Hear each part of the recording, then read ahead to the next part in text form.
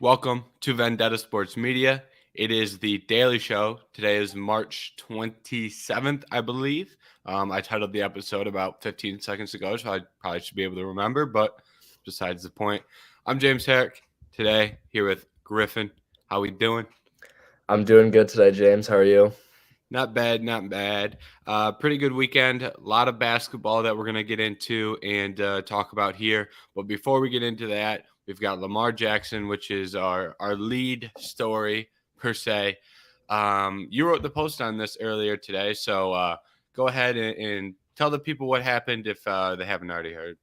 So, pretty much, if anyone hasn't seen the post or anything about just Lamar in general, the past few weeks, he's been kind of just, I don't really know how to explain, kind of like crying for a contract, pretty much. He got It's the a non pretty good way to put it. tag. Yeah. So that means other teams can send him an offer sheet, and then the Ravens they can match it. And if they don't want to match it, they can trade him to that team. They'll get 2 first-round picks for him, and then it'll be gone. Lamar Jackson will be done. But this morning, he took his time to Twitter, as he usually does, and he wrote a message to the fans thanking them for everything that they've done in Baltimore. Now he loves them, respects them, that whole stuff. And then he also, in a thread with that same tweet, he announced to the public that he actually requested a trade on March 2nd from the Ravens. Mm-hmm. And I mean, I don't really think this is a surprise. I mean, it kind of feels like the whole Lamar and Raven situation has been pretty much a wrap, I want to say. I mean, it's not like we're really getting anything. Trey tuning in here. Tell Lamar I'll help him back. um, yeah. And I think it's interesting because like it was already pretty I don't want to say decided, but it was pretty set in stone that he was going to be out of Baltimore. I guess there was a slim chance that Baltimore was going to keep him in the hopes that, someone else figured out his contract and they were just going to scoop him up. But like, I guess I'm not really surprised that he's requesting a trade. This kind of more, I don't want to say formally because it's not really formal, but informally says, hey, I'm not playing in Baltimore again, which I mean, I'm not really surprised about given the contract back and forth and all the drama that we've had for what seems to be, I don't know, a year, 2 years now at this point. So I hope this is the start of getting this over with. Yeah, I couldn't have said that better, James. Honestly, I mean, it's been going on for so long. He wants more money than Deshaun Watson. That's like another post that we have. I think I wrote that. I'm pretty sure. But it's been going on for so long, and I want it to end so badly because it's frankly annoying to hear about another Lamar Jackson update when nothing's really happened. And when writing the post today, Trey took his time on Twitter, and he made a video on just Lamar, and he made a very good point of just he has no leverage right now, and I couldn't agree more with that. And he's the only thing he's done is just cry and whine and request a trade right now, as Trey said. But I mean, he doesn't have anything. He's a franchise quarterback, but he like doesn't have anything until he actually holds out or a team actually offers him a contract. Like he's not going to do anything. It's just going to be like another Debo Samuel type of situation, and I just want it to end at this point. Yeah, and I think like the other interesting point here is since he has the non-exclusive tag, he didn't really need to ask for this trade. I guess, he technically asked for it before they gave him the non-exclusive, but since we know he got the non-exclusive, it's less of an update. If he would have asked for if this information would have went public before he got the non-exclusive tag, then it would have been a little bit more impactful. But since he already has the non-exclusive tag, it's not really that much of a surprise. But if you're Lamar, instead of going to Twitter and saying, hey, I want to trade, figure out, try and talk to a team. Try and sign with a team because he can negotiate with teams. So it's like, I know no team is jumping up and down to sign Lamar, and I don't really think any team is going to because when you look at the teams that are really strong fits for Lamar, none of these teams that don't have a quarter because one or two things has to happen. You either don't have a quarterback, and most of those teams also have bad rosters. So take the Colts, for example. Colts don't have a quarterback. And if the Colts get Lamar, are they all of a sudden a serious playoff contender? I don't really think so. Same can be said for any other team in the top 10. Atlanta, I mean, Atlanta's in a bad division, so maybe they can win that division, but you're not going to really go out there and win a playoff game or anything like that. So it's like all these teams that need quarterback also need other pieces. So then if you sign Lamar, give up 2 first-round picks, and pay all this money, you're not going to be able to improve your team to make any sort of serious playoff run anyway. So it looks like it's going to be a long time. That was a little ranty by me, but it's like if you sign Lamar, you're kind of stripping your ability to build a roster around him, either through the money you have to give him or through the picks you have to give up. So I don't think anyone's going to be jumping up and down to go out there and get Lamar. Yeah, I mean, I completely agree with that, James. I feel like you don't want to ruin your salary cap situation at all. I mean, the Ravens already have with the signing of Roquan Smith, and do you really want to sign Lamar even if you've like built a team around him? And Trey's like video on Twitter made so much sense to me. They won multiple like just championships without a franchise guy. I mean, they won with Joe Flacco. Mm-hmm. So, I mean, why do they need Lamar at this point? It just kind of proves that I feel like having a decent quarterback and having better kind of weapons around him is more just sustainable in this NFL, in this modern NFL. And Yeah. it just doesn't make sense to give a quarterback a bag. Yeah, So, and going off the back of that, I watched Trey's War Room.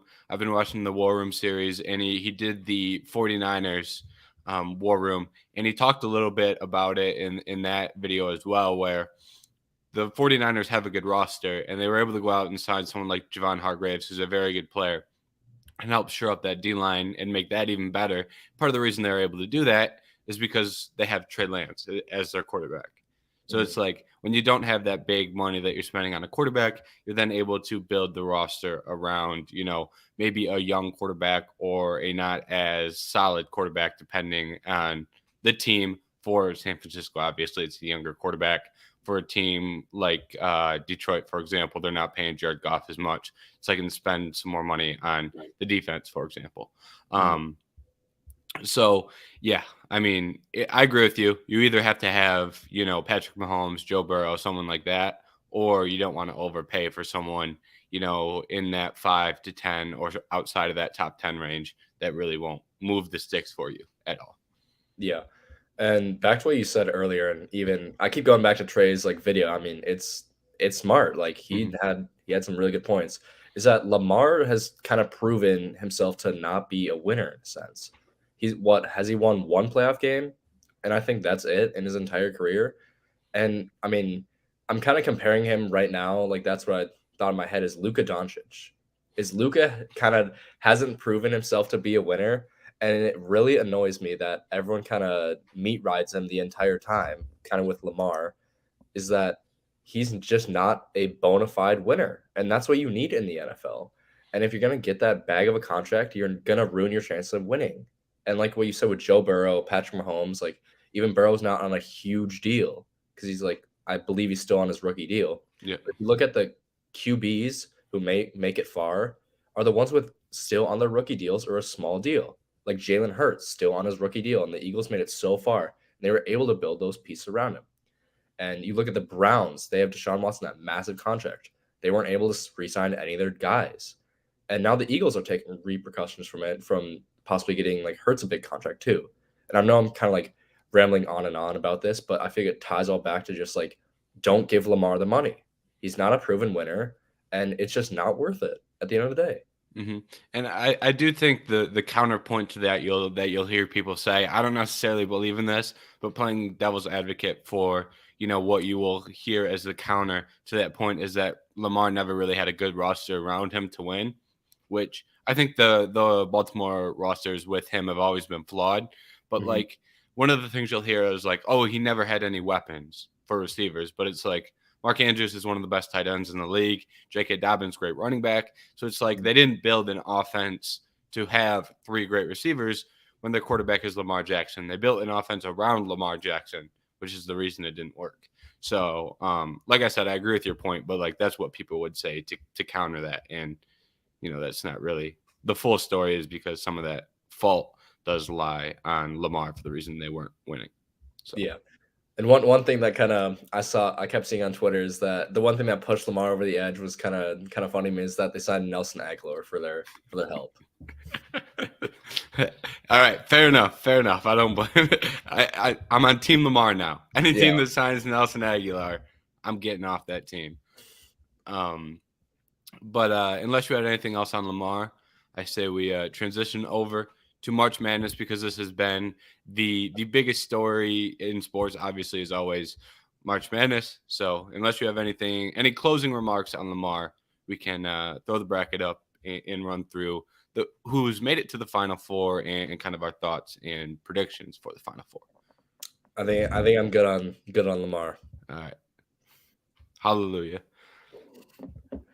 And then here we go with the bracket. So I guess before we get necessarily into like a Final Four preview, um, we had the Elite Eight over the weekend. Were there any like major surprises that really stuck out to you in the Sweet 16 and the Elite Eight? I think the biggest surprise for me, not really like a huge surprise, but was kind of Tennessee and FAU. As much as I didn't like FIU heading like into the tournament, or just like I picked Memphis over them, and they did get screwed.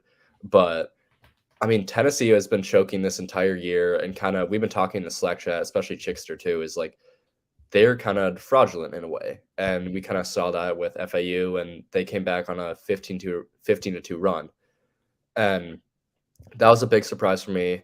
I was kind of disappointed in Kansas State not winning over FAU. I kind of wanted that revenge for Fairleigh Dickinson after they kind of tormented them in before with Marcus Noel. But other than that, I feel like there weren't many big surprises in this week's match. Yeah. Um, I'm with you too on the FAU side. More so on the side of Kansas State. I was surprised they were able to go out there and outscore Kansas State, a really good offensive team. That was kind of more surprising to me than the Tennessee win necessarily. Mhm. But still, FAU, I know a lot of people were high on them coming into the tournament. A lot of people were, I guess, like they were saying they were underseeded. A lot of Yeah. people had them losing to Memphis early. I don't think that was necessarily a negative thought that people had about FAU, rather a Mhm. pro Memphis stance.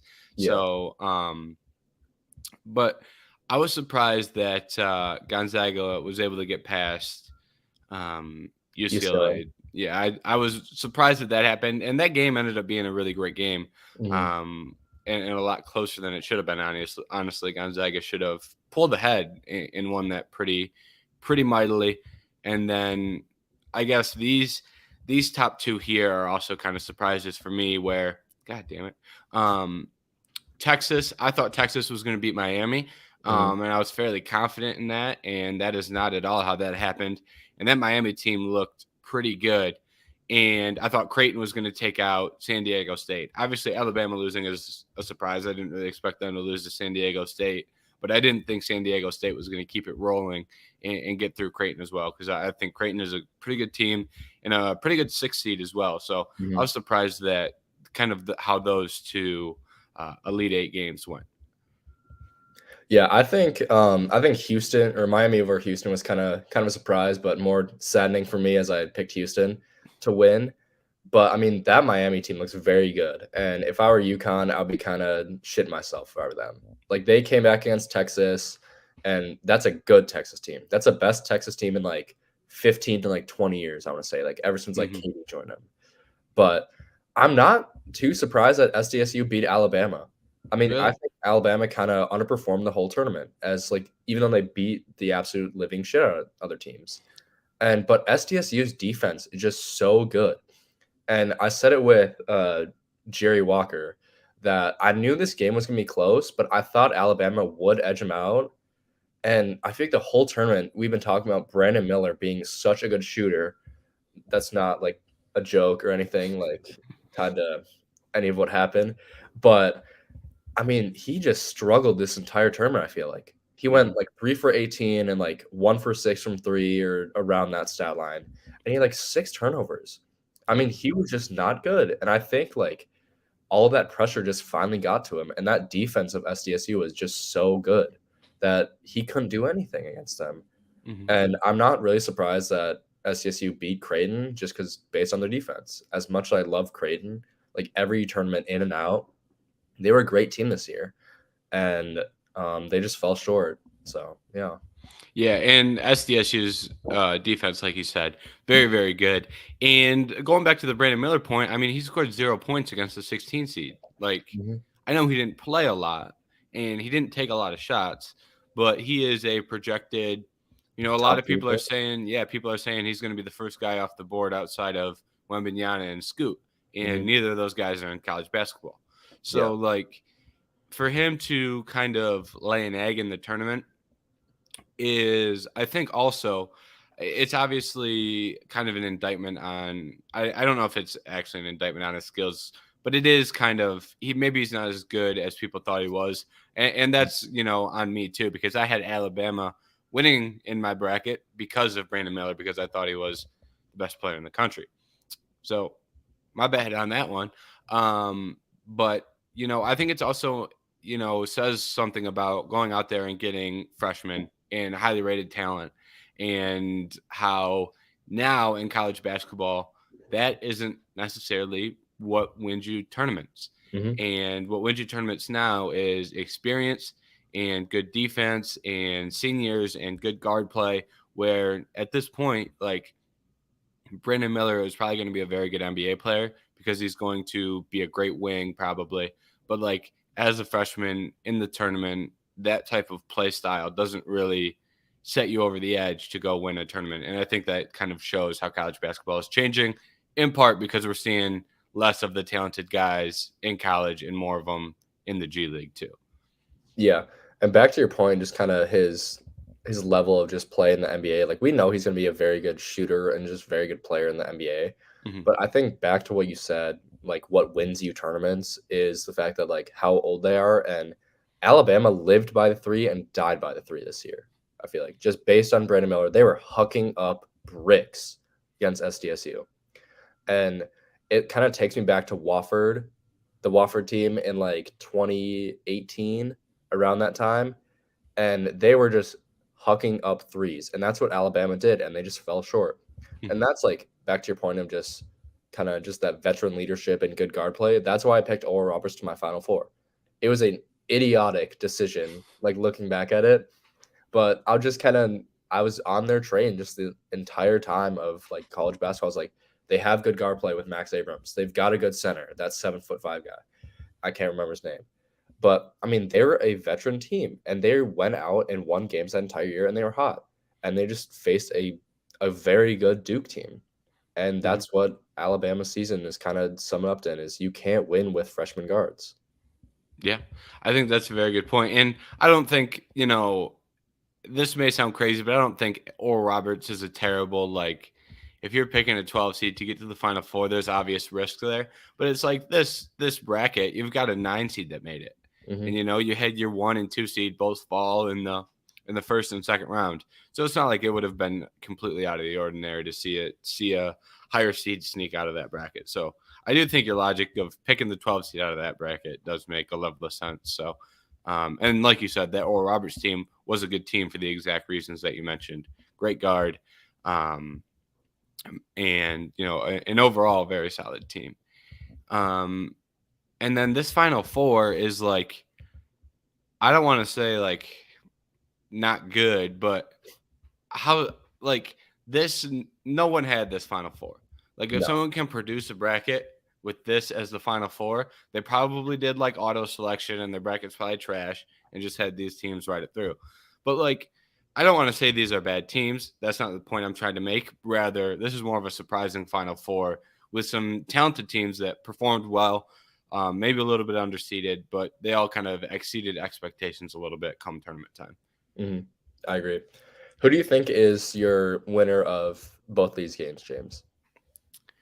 Um, I'll take San Diego State um in that matchup, and I think that's the one I'm more confident in.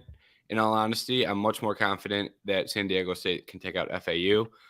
which sounds strange because I think UConn is the best team left, but I think Miami kind of matches up well with them. Mhm. Miami can score the basketball very, very well. Hence why they were able to go out and beat Houston and Texas back to back. So, like, UConn's a team I really like, but Miami is hot, and sometimes that's what wins you games. So, I do still lean UConn. I think overall they're the better team, but I think that's the one I'm far less confident in. Yeah, I can see your point there. I'm gonna go the same. I think SDSU is going to win this game. I know I've been just kind of shutting the door on FAU, and I think they've just kind of been the bend don't break team, and that's what they've like had been this entire kind of just tournament. I mean, close win to Memphis, close win to Kansas State, and now they're at SDSU. Can they do it one more time?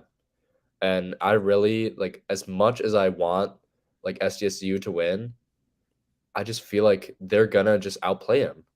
They've outplayed every single team this entire tournament. And it's not that FAU hasn't. It's more of just like they've been in so many close games. It's like when is that gonna end? And I think it's gonna be on April 1st. And I think they're gonna lose to SDSU. And going on to UConn, that Miami team like is very good. And I know that everyone's gonna pick UConn, and I feel like I gotta go with them again because they were so good at the beginning of the season. They were 16-0 and they were scorching hot. They were easily the best team in the country, and I feel like they're proving it again that why they're gonna win the national championship. Mm-hmm. And I think we're gonna get another Huskies natty this year. And I think that 4 seed on UConn is very misleading. They are much better than your average 4 seed. Like you Yeah, said, 16-0 coming out of the gate, started off hot, really really good team to start the year. Kind of, had a chunk of games that they did not perform well in and that killed their seed, and they come in sitting at a 4 seed, but they found their form once again. And you don't have to play well during the middle of the season as long as you can get in the tournament and play your best basketball in March. exactly. And I think that's probably true for all 4 of these teams, anyways. But I think for UConn, they have a higher ceiling than all 4 of these teams, in my opinion. And that's not really a hot take or anything. But UConn is by far the best team out of these 4. And if they can play up to their potential, I think they win it all. I will say, I think the winner of the Miami UConn game is the winner of the tournament. I think either way, no matter how the Final Four ends up shaking up, whether it's Miami versus FAU or San Diego State, or whether it's UConn versus either of those teams, I'm taking the winner of that UConn and Miami game. Yeah, I agree. Can you scroll down to the Western Yeah. bracket? So looking back at it, do you think the committee made any mistakes with the West and their seating with UConn? Um, I mean, I get the argument that saying UConn should be higher. I think this bracket, I think if anything, I don't think Kansas should have been in this bracket. I think that Kansas still should have been above Houston and shouldn't have even been in this bracket. Mhm. And I think I don't know if that would have changed a lot, but like, I think, okay, I think the best way to word this is that UConn is a very good team, and they're the last 4 seed that you wanted. You Yeah, could probably make the argument that they should have been a 3. Um, but like, I do think you need to punish a team that loses a large chunk of their games seeding wise. yeah, And so I don't necessarily think that their seeding was off, but I do think UConn is a very good 4 seed. yeah. I think What, that's well what are said. your thoughts on that? Yeah, I mean, looking back at it, I think Kansas deserved a 1 seed, but like you said, I think they could have been over Houston. I know they lost more games than Houston, but those losses were more quality, and their wins more quality as well. But Houston obviously doesn't play a lot of good teams in the regular season, but they're always just like that 30-win squad, like 28-win squad, and they're always going to win you games. Are they going to be the best come March and win you a national championship? No, but they're based on regular season play. Hmm. And I feel like that the committee kind of needs to decide like moving forward, like what team is gonna like win more games come March. And I think you got to put that Kansas team over that Houston team at the end of the day, because they were the 1 seed. Like they seemed like the number one team in America this entire season. And when Mhm. Houston lost to, I think Temple, it was, they did not seem that good. And with their injury concern, I feel you got to put Kansas over them. As you said, I don't know if that would make much of a difference, but I think it would be more respectable to put them in that position. Yeah, and I think like the other major point about this West bracket is that a lot of these teams, well, I shouldn't say a lot, but rather Kansas and UCLA, who's buried here at the bottom because we can't quite fit all the teams in there at once.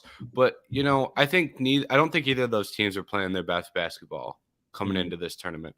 UCLA was a little banged up, and Kansas had to deal with the whole Bill Self situation and those health issues. And I don't think that that's necessarily saying that they weren't deserving of the 1 or 2 seed coming in from coming into March. But it is like when you're projecting like who's going to win this West region when you're filling out your bracket. Like personally, I thought that Bill Self was going to be back, and I thought that Kansas team was going to be a little bit better.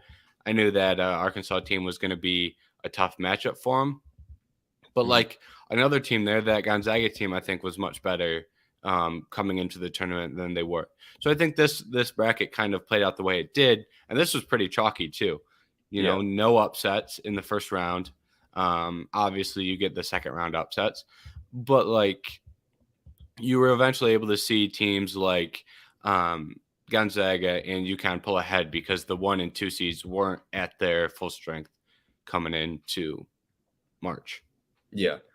And I think like just the West as a whole was a very good just like testament of just like who is really battle tested Mhm. in the regular season. I mean that like they have Kansas, Arkansas, Illinois, St. Mary's, VCU, UConn, Iona, TCU, Arizona State, Gonzaga, Grand Canyon, Northwestern, Boise State, and then UCLA and that other team. But I mean that like that whole region is like deathly. I mean, Mhm. TCU could have upset Gonzaga, but they did. Northwestern could have upset UCLA. I mean, that was still a very close game, too. St. Mary's, UConn. St. Mary's played great ball this entire year, and UConn just edged them out. And UConn, Arkansas eventually, and then Arkansas beat Kansas, obviously. But I mean, that region, I think whoever eventually came out of it, even if it was Gonzaga, and I know I give Trey a lot of shit for it, but if Gonzaga made it out, I think they could have won the national championship. That West winner would have won it, and I said it before the tournament. So Yeah. I think that's a good point too. Like if you were to drag and drop like Gonzaga or one of these other teams into that final four, like I'm still probably high on the winner of the West. So that's mhm. a pretty good point as well where that region was really really tough. And I think it's interesting when you cross that with this East region because I feel like this East region was the opposite to an extent. Mhm. And like when you're looking at Purdue, I think Purdue was the 1 seed that, everyone wanted to play. Jeez. Everyone wanted to play. And then when you're looking at like a team like Marquette teams were very high on, but I think they were a very flawed team. Mhm. And I said that in here with Chickster as well. And I picked Michigan State to beat Marquette. Not trying to pat my own back, but I think it was, I think that Marquette team was a little flawed. And then like these other teams, like Kansas State's a good team, but like when you're looking at like a comparison, like this bracket as well, the 1 and 2 seed were very weak, but those 3 and 4 seeds did not end up being nearly as strong. Tennessee was never a good 4 seed to begin with, Mhm. and they were able to win a couple games just because of the way the bracket fell. Yeah. Um, and do you have anything else here on the Final Four that you're really digging to touch on? The one thing that I will say is that I saw the lines for these games. I don't know if they're on here, but like all right, now we're going. Yeah. we're not going down that loophole. But the over and under for both of these games I thought were pretty interesting. I think they were set. Both were neither were very good, right? I think Mhm. this San Diego State and FAU game screams an under, and I think this Miami and UConn game screams an over. Yeah. I think we're looking at one very high scoring game and one very low scoring game. So that's probably the other thing that I would really be eager to touch on here in the Final Four portion of this. Yeah. So I'm looking at it right now, James, that the over under for FAU and SDSU is 131. That That's is that is very low already. I saw it at 142 last night. Okay. Maybe it's not an under then. Yeah. So we're moving. 131. Okay, yeah. That's not as appealing. I do think that could still hit, but you're right, it is very low. Yeah. I mean, FAU like it's still a very good like scoring team, but Mhm. I mean, they scored 79, 62 and 78 in the tournament and 66. So, you get 70 points from FAU, but I mean, with the defense of SDSU, Yeah. like, they're going to stop you. I mean, they've in the tournament, they've held teams to 57, 52, 64, 56. Mhm. That's very low. I think we could be looking at like a 67, 64 type of game here. Yeah, I agree. If I think like if even that with like how SDSU shows up and if FAU has an off night shooting, you never know. Mhm. And right now SDSU is favored to win this game, and I think by 2. So the line hasn't moved as of right now, but I'm assuming it will move in FAU's favor, as the public is currently betting on FAU to win this game. Good info. Look at that. Look at that. You're talking about line movements. Yeah, But yeah, I do think that game is pretty live for the under. And then the other one, I just pulled it up. 149.5 is what we've got for the Miami UConn game. And I think that could easily be, that's 75 apiece. I think we're easily looking at it look at these Miami games 80, 88, 81, 89, 75. UConn putting up 82. 88 in their last two, 70 not as high, obviously. But I think that's another game where I think we're looking at an over there. yeah. And even the spread is kind of surprising. 5.5 towards UConn. Is that too much? That For the I think Huskies? I think it is too much. But I also can see a scenario where UConn wins a blowout. Mhm. Like I could see UConn if UConn has a good game, they could easily blow Miami out. With that being said, Miami has looked very good, and we touched on this earlier when we were just giving our straight predictions. I know I said like I'm taking UConn, but Miami is a very very good team. Yeah. Um, I think 5.5 is too wide on that. I imagine that has to move. I'd assume. Yeah. I think it has to move in Miami's way. I mean, Jordan Miller had literally a perfect game in last night's match against Texas, against a good defending Texas team. I Hmm. mean, you score on Marcus Carr, that's kind of an accomplishment. So, I mean, if Isaiah Wong and Jordan Miller can score well that game, it could move in any direction. I know it's going to be a good game, but man, 5.5, like as you said, that could be a blowout. But 5.5 seems like a little suspect. Yeah.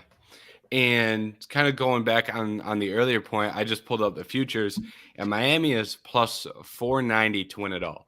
I'm not a big futures guy, honestly, but I think if Miami wins this game, I think we're looking at a pretty good shot at Miami there. So I don't necessarily hate the play on Miami to win it all either, because if you take out UConn, you're taking out the best team left in the field. And then you only have to do it one more time against either FAU or San Diego State, who I think they beat both of those teams. So I don't necessarily hate that as a play either. Yeah. Who are your what are your power rankings for these four These teams? four, Yeah. I'll go UConn 1, Miami 2, San Diego State 3, FAU 4. I probably put and I probably put a decent gap between UConn and Miami, and then another decent gap in between Miami and San Diego State. Hmm. Yeah. I feel like I can agree to that. I want to say like I'm a big fan of SDSU, and I feel like I always have in tournaments. I always pick them far just based on their defense and how like just kind of efficient they are. Just they can always get a stop no matter what. And I mean, UConn, SDSU might edge Miami. I know Miami's had some very convincing wins, and it might not be like kind of a power ranking, but I feel like I gotta pick SDSU just based on the fact that their defense has been too strong all tournament. I know they haven't had better wins than Miami, but I feel like I want to edge them out just by a hair, and then Miami and then FIU. Fair enough. I don't hate that. Like I said, I think Miami's a little better, but like um, I think San Diego State is a very good team, and frankly, it's a team that I've underrated the whole all of March. So Mhm. I've been on this in this trap of kind of underrating them, and then have them end up being a very good team. So um, I think you are a little bit better at pinpointing San Diego State as a team.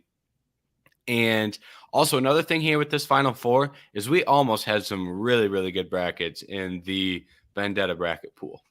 I mean, it ended up being they all ended up being bad. But like we had like right now, I'll use myself for example. I'm in the 90th percentile and I'm not in first in the Vendetta League. So we had some very, very good league. We had some very, very good brackets in this Vendetta League. The issue is that none of us have a team left in the Final Four. Not a single person has a team that made it to the Final Four in there. A lot of Alabamas, some Texases, I think a lot of Houston's as well. So I think Vendetta as kind of a company almost hit some home runs in the Mhm. brackets, almost had a ton of really good brackets. Um, I'm going to be honest, I don't know who this person is that picked Arizona. I honestly can't tell based on their name. Let Brooks cook. Yeah, I'm not sure who that is. Oh, who is that? It might be Hillink? who?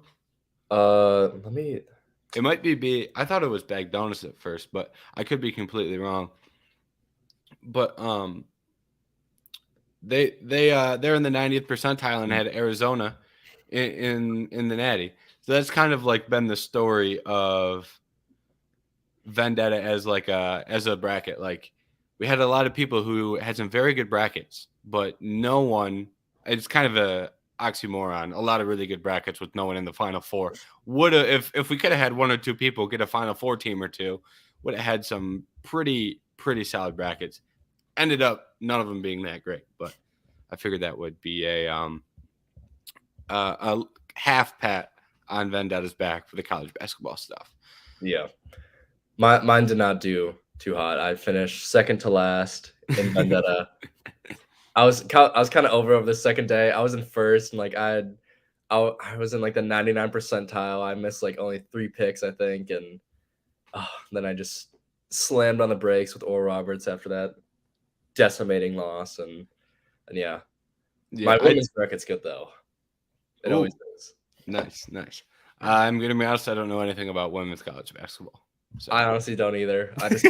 I just picked no upsets pretty much. I picked the teams that I think is gonna win, and I was in like the top 20,000 a few years ago, and I'm like the 95 percentile right now. how great is that? Um, I'm going to remove the screen share here. Another thing that kind of has been a topic of discussion is Rodney Terry as Texas's head coach. I think this is kind of an interesting topic. Um, Came out last night that they were going to offer him the job. It sounds like. What do you make of this move as Rodney Terry being, what seems like that interim tag is going to be stripped and he's going to become the head coach at Texas? I think that's a great move, honestly. I would love for Rodney Terry to keep coaching at Texas. I mean, he did bring them to like an Elite Eight appearance, Hmm. and I mean, I think you can't just like not give him the job. He did bring back Texas basketball. I mean, are the Longhorns back? Sam They could Allinger be. kind of always addresses that question, but I feel like they gotta be. I think you gotta give him the job. He's earned it, so give Yeah. him, pay him. And I think the reason I wanted to ask this was because I think often anytime an interim coach does a good job, I think they should be highly considered for the running as the head coach, because being an interim coach is not an easy job by any means. A Hmm. lot of times you can just really, if you're an intern coach and things absolutely burn to the ground, no one's really going to be like, oh, that guy did an awful job, you know, unless Yeah. you're Jeff Saturday and have no head coaching experience and then let it burn to the ground, then you'll get criticized. But a lot of times people are very understanding of intern coaches that don't really do well because the team's either in a bad situation, like this Texas team was, or it's a bad team in general. So I think, like in general, when an interim coach is having when he does a good job, I think that is a thing where not often enough do you see that interim head coach get the job. So I think that's a good move for them, and I think he probably would have got a head coaching job elsewhere, even Mhm. if it wasn't with Texas. I think someone would have scooped him up and probably at a Power Five level. Well, definitely at a Power Five level, but it probably would have been a big school. So I think he was in line for a good job regardless, and I think that Texas job is a good one for him. I agree. And full transparency to everyone watching, our lineup for today was it was Lamar and then March Madness, and we're sitting at 40 minutes, and we've gone through Lamar and March Madness. So now we're kind of free flowing here, and uh, unless you want to end it early, which we can scramble some few topics if you would like. I guess it's up to you. I can't really think of anything at the top of my head. I just asked, like, going back to Lamar, like, I don't know if we Yeah. talked about this like before, but just like, who would you like to see Lamar on? Ooh, that's a good. Um, I was kind of pro Lamar back in Baltimore, and I know Trey probably doesn't want to hear that. But my reason for that was because they already had the team that was built for Lamar. Mhm. So I think for Lamar's standpoint, it made more sense to stay in Baltimore in a situation where he the team was already built around him and his skill set. So I think that helps him a little bit more in comparison to some other landing spots. Um, but that doesn't seem like it's going to happen. So now I kind of move to the Commanders as a potential option. And I say the Commanders, I think the Commanders and the Falcons are the two teams that I think really may make the run at him, because anytime you're dealing with that non-exclusive franchise tag and you have to give up two picks, I think that takes out teams, that are in position to draft a young quarterback. Mhm. Whether that's definitely Carolina, it's definitely Houston, it's definitely Indianapolis, in my opinion. And then you're looking at teams like Seattle, probably potentially a young quarterback, not going to want Lamar. A team like Vegas, who Josh McDaniels just came out and said they were looking at young quarterbacks to draft. So maybe they're a team that might want to move up. Maybe they make a play for a quarterback. But then you're looking at teams like Atlanta, um, Commanders. Those are the type of teams who don't really have a solid quarterback and don't really have to give up a ton in draft capital in comparison to some of the other teams. Tampa Bay, maybe. I think they need to probably lean into a rebuild a little bit more and draft a young guy next year. I mean, That's they do already have Baker. They signed Baker too, but I mean, it's also Baker Mayfield. Yeah, yeah. I don't think Baker Mayfield should stop you from drafting a young quarterback at this point. As much as I like Baker more than most people. I know a lot of people really dislike him. I have nothing against Baker, but I'm not going to let Baker Mayfield stop me from drafting a rookie next year. Yeah. But yeah, those are my teams. Some of those teams picking in the 10 to 20 range that wouldn't have to give up as much in draft capital. How about you? Outside of like the top kind of 7 selections that we always keep hearing, I think like another curveball, like this might be a little weird to say, but imagine Lamar Jackson in a 49ers jersey. I don't know why that Oh. came to my mind, but I would love to see it. I mean, I think with Kyle Shannon's play calling and just what they have around him, I know they don't have any cap space for Lamar's contract, Mhm. but with McCaffrey in the play action, with Kittle blocking, I mean, Debo causing the run, just like I think that would be a team to watch. If Lamar went to the Niners, I think that'd I be very cool. I don't hate it just because it is such a run-heavy team. Mhm. Um, I've heard worse ideas. I've heard worse ideas. I'll say that. I do think Yeah. it's a curveball, and I doubt that they do it just because you're pretty much waving the white flag on Trey Lance. You traded up to draft, and egos probably won't let that happen. But I do Mhm. think that's interesting. Anytime like it's like going back to the reason I said Baltimore, because the offense was already structured to kind of fit Lamar in. Like I'm sure Lamar would fit right in San Francisco, and I'm sure they would, you know, I'm sure Shanahan would make it work. If Yeah. there's someone I trust to kind of make that work, I think Shanahan is probably at the top of that list. Mhm. And kind of going back to the Raiders are talking about drafting a quarterback, right? And I think this is interesting because I think it switches up the draft position quite a bit. And if you're a team in that position, would you rather have Will Levis or No. Anthony Richardson? If you're picking AR-15. AR-15. AR-15 by a mile, is it a By a landslide? mile. Will Levis is the next Zach Wilson. He is not good. And I'm sorry, like, I know people just like meat ride Will Levis for like, oh, I've got a cannon of an arm, as he like said in the NFL combine. I mean, you can have a cannon of an arm. We see with Zach Wilson, he's got a bazooka, like, but he just can't make a decision for his life. And it's the same thing with Wilson. Stop ranking Will Levis in your like top 5 quarterbacks. I would I wouldn't want him like in the 3rd round of an NFL draft. I'm sorry. He just doesn't just like he's just not so I mean, I just don't see him being a good NFL quarterback. Okay, so here's another scenario then. You're the Raiders and you want a young quarterback, and Anthony Richardson get top 2, young Stroud. Richardson goes off the board at 4. You're left at 7. Do you pick Will Levis, like many would suggest, or do you pass for what's probably not even that great of a player because this year's top 10 is not that good once you get outside of, Will Anderson, Jalen Carter. Maybe they get a corner, someone like Mhm. Christian Gonzalez, but it's not really a good top 10. So what do you do in that scenario? You gotta trade down. GM Griff. GM You Griff. trade down in that scenario. You do not pick Will Levis at all costs. I'm the like I know I just said it and went on a rant, but please don't pick him. For Chickster's sake too, don't pick Will Levis. And you gotta trade down. I know this draft class isn't the best, but I feel like you gotta address it at its strengths. And I feel like receiver is a big thing that the Raiders have kind of needed. Even though it's kind of packed, Waller's out. I know they just traded for OJ Howard and they are not traded. They signed OJ Howard and Austin Hooper, I believe.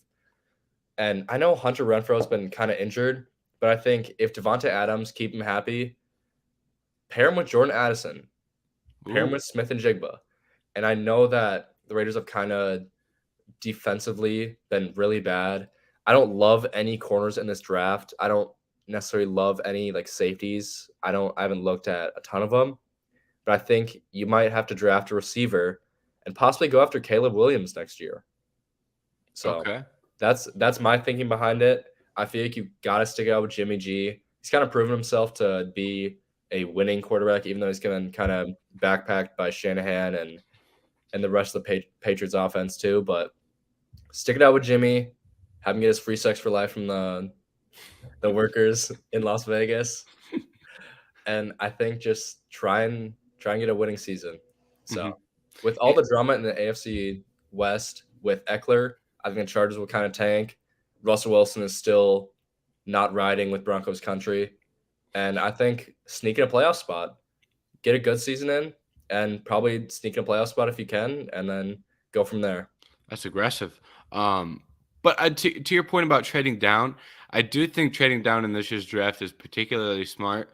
If you're a team like the Raiders, if you're a team like the Lions at 6, if Jalen Carter's off the board, if you're a team like Atlanta and you don't want to go quarterback, I do think this year's a pretty good year to trade down and try and accumulate some late first, early second, some third rounders, because I don't think the top tier talent is necessarily here in this draft, but I do think there's some guys in the second round that are worth drafting.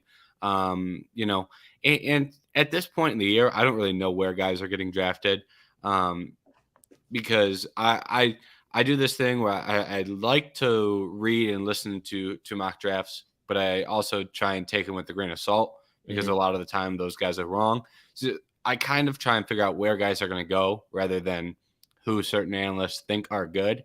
Yeah. Um, but I see like for me, like guys like Keely Ringo, who it looks is going to fall to the second round. That's a guy I Mhm. want in the second round. Um, what's going on with Osiris Torrance? I've seen him at the end of the first, some early seconds. Brian Branch, end of the first, early second.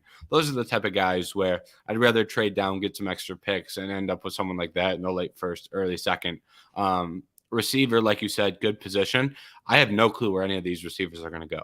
Mhm. I could see him going as high as like 14 to New England, Yeah. 15 Green Bay, I would but say, I you think could see him 11 slide past that Titans. point too. Yeah. Um, I think I could see 11 to the Titans. That could be a pick. Hmm. 15 Green Bay, as you said. Other than that, like, I think there's not much room for the receivers. 21, 22 Chargers, Ravens, even Vikings now that Thielen's gone, draft a receiver at I think Vikings a 23. pretty good receiver spot for that. Um, and I think in that area, I think like there's going to be a run on corners and tackles at some point. At Mhm. some point, you're going to see Gonzalez, Porter, Devin Witherspoon for whatever reason. And you're going to see tackles like Paris Johnson, Skoronski. I think you're going to see a lot of those guys go in like a group from like 8 to 16, probably. So I think there's going to be a run on that, which might cause some receivers to slip. So I think that's Yeah, interesting. I agree. Back to the point of kind of trading down. I Hmm. think if anyone the Raiders had to like trade down with, I think it would be the Falcons at 8. They would try and just like give them their pick.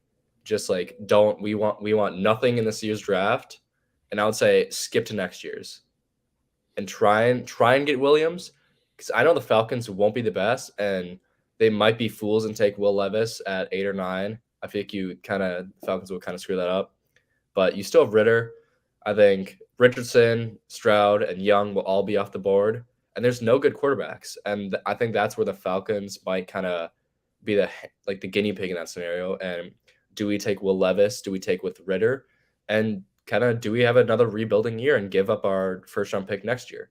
And I think that would be very smart for the Raiders in that scenario. I think if they could trade with the Titans or the Commanders at 11 and 16, that'd be very good and try and get their first round pick next year and kind of play with the future and try and snag Williams because I think one of those three teams will just have the first overall pick the next year. Hmm. Yeah, I think that's a good point. If the Raiders are going full tank mode, maybe you don't even need to make a pick this year. If Hmm. you can put yourself in a position where you're picking early enough next year to where you can potentially get Caleb Williams, it's probably worth it. And at minimum, what you're kind of parlaying there is either hoping another team doesn't perform well, which I mean, the way the NFL is going right now, we saw two cases this year with Seattle picking at 5 and Detroit picking at 6. Neither of those are their picks. So it's Hmm. like even if you're trading back and acquiring a good team's first round pick, Eagles are picking at 10 because of New Orleans as well. So even Yep. if you can acquire someone else's first round pick, even if you think they're going to be a decent team, it may not turn out that way. Um, and that can also give you some ammo to move up. If you're maybe sitting in the 4 slot and say a team like I guess I won't throw out teams, but say has a quarterback get injured, they could squeak up towards the top of the draft. They don't need to draft Caleb Williams, and so on and so on. So there's a lot of who knows what's going to happen, basically, Yeah. is what I'm saying. So even if you're just picks, even if they're good teams, there's some benefit there. And then one last question before we get out of here is you mentioned Austin Eckler is on the trading block. You know, he wants to trade. Seems like the Chargers are going to try and keep him, trying to work out that contract. But if Eckler gets moved, where would you want to see him go? Ooh, the first team that came to my mind was, I think it'd be very cool. Like two teams actually. I think it'd be very interesting to see a running back swap in a way. Ooh. And as crazy it sounds, this would be like very blockbuster and it's very random. And was the Minnesota Vikings. I think Dalvin Cook, I've been saying it for years, they need to trade him because he's getting old, his contract sucks, and he's injury prone. Now with that, Eckler, I would say the Vikings would have to give up like their first round pick this year, but Eckler they can still like possibly pay him, get him a good deal. That might be like a little sus with the Jefferson kind of situation, keeping him in Minnesota, but that kind of pushes the Vikings into a win now scenario. You still have like need some room on defense. You still need to sign some guys, but they did that, and that offense is still very good. And I think that still pushes them ahead of the Lions for the division winner, and that I think it still could just be very good for the NFC and as a whole.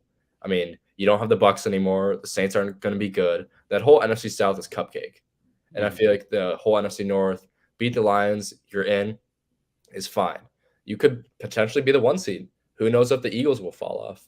And who else am I thinking of in the East? Oh yeah, Eagles fall off, Vikings, and then whoever's in the South, and then the West. Mhm. So the Vikings could, if they do that, I think that would be a very big step for them. The other team is the same in the NFC North. I would see the Bears getting him. I think that's kind of like a help for Fields. He's obviously struggled a little bit with passing as much as I love him, but Eckler would be a very good piece for the Bears as a whole in their offense and be able to be like a check down guy for Fields because he kind of never had that. He'd have to use his legs, and I feel like that would kind of help him with his injury concern in the long term. Yeah, I was going to say the Bears as well. That was the team I was thinking while you were talking, because I do think that helps Fields, and I think that quickly becomes one of the better backfields um, with Khalil Herbert as well. I think Khalil Herbert and Austin Eckler would complement each other very well as kind of a duo.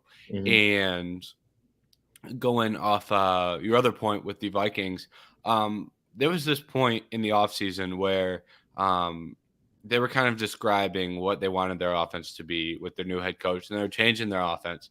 And they were talking about Dalvin Cook's role. Mm-hmm. And one of the things that they talked about a lot was trying to get him more catches. And the way they described like the role that they wanted Dalvin Cook to play was almost what Austin Eckler was doing Yeah. in Los Angeles. So that like that like swap for of Cook and Eckler would be a pain to work out, I'm sure. But like Mm-hmm. I think for the Vikings, like that is kind of a player that they described like they were trying to mold Dalvin Cook into playing more like Austin Eckler, kind of not to say Austin Eckler is a better overall player, but rather that's kind of the piece that they wanted to fit into their offense. Um, and the other team I think is Philly. I think they draft a running back at some point. I think they're live for to be the team that picks Bijan. I'm not sure. I honestly have no idea. That's another guy where I have no idea where he's going to go. And that can really, I don't want to say mess things up or move things around in the draft, but, you know, because it's only one guy, but it could affect the way that some things fall. But I don't think they take him at 10 if he's still sitting there with their second pick, which is 30. Mm-hmm. 30. That may be an option. But I think Eckler could be a solid piece in that offense. They'll probably maybe still want to bring in another young guy to kind of play a more physical back and have Eckler as your receiving back. So I don't hate that as an option. But I think ultimately the thing for Eckler is going to come down to the price tag, Yeah. right?